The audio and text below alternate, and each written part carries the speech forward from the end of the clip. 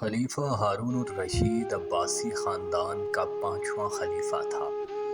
عباسیوں نے طویل عرصے تک اسلامی دنیا پر حکومت کی، لیکن ان میں سے شہرت صرف ہارون الرشید کو نصیب ہوئی۔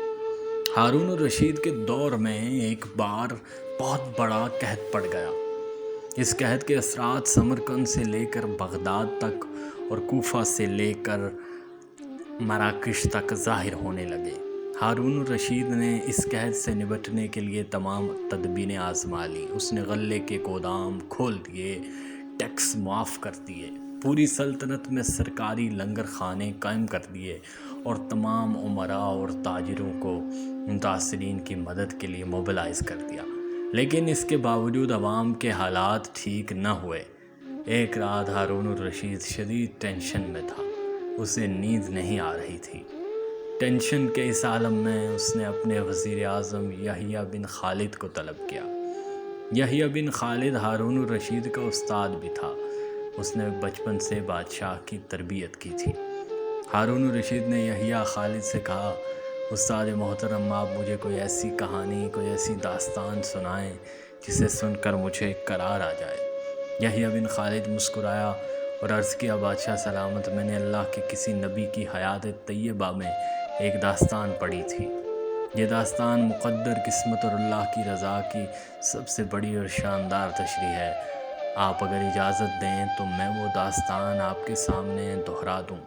بادشاہ نے بے چینی سے فرمایا، یا استاد فوراً فرمائیے، میری جان خلق میں اٹک رہی ہے۔ یحییٰ خالد نے عرض کیا، کسی جنگل میں ایک بندریا سفر کے لیے روانہ ہونے لگی۔ اس کا ایک بچہ تھا، وہ بچے کو ساتھ نہیں لے جا سکتی تھی۔ چنانچہ وہ شیر کے پاس گئی اور اس سے عرض کیا، جناب آپ جنگل کے بادشاہ ہیں، میں سفر پر روانہ ہونے لگی ہوں، میری خواہش ہے آپ میرے بچے کی حفاظت اپنے ذمے لے لیں۔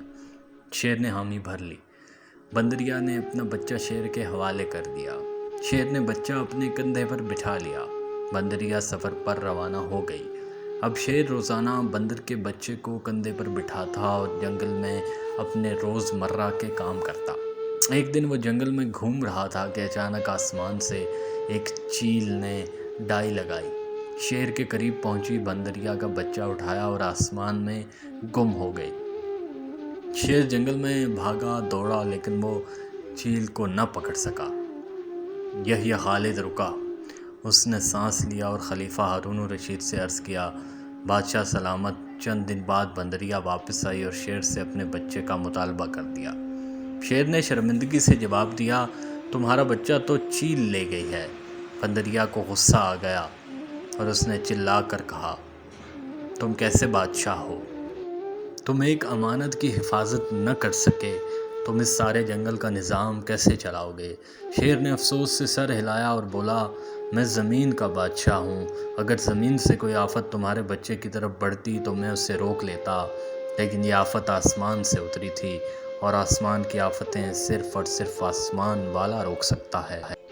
یہ کہانی سنانے کے بعد یحییٰ بن خالد نے ہارون الرشید سے عرض کیا، بادشاہ سلامت، قحط کی آفت بھی اگر زمین سے نکلی ہوتی تو آپ اسے روک لیتے۔